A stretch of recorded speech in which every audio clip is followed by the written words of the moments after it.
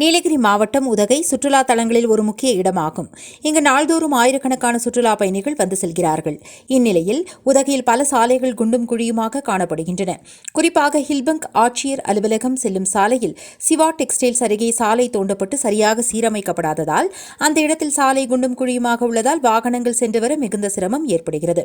இச்சாலையில்தான் தினசரி அரசு அதிகாரிகள் அலுவலர்கள் சென்று வருகிறார்கள். ஆம்புலன்ஸ் வாகனங்கள் சென்று வர சிரமம் ஏற்படுகிறது. தற்பொழுது மழைக்காலம் என்பதால் பொதுமக்கள் மிகுந்த சிரமத்திற்கு உள்ளாகியுள்ளனர். எனவே சம்பந்தப்பட்ட அதிகாரிகள் ஆய்வு செய்து உடனடி நடவடிக்கை எடுக்க வேண்டும் என பொதுமக்கள் கோரிக்கை வைத்துள்ளனர்.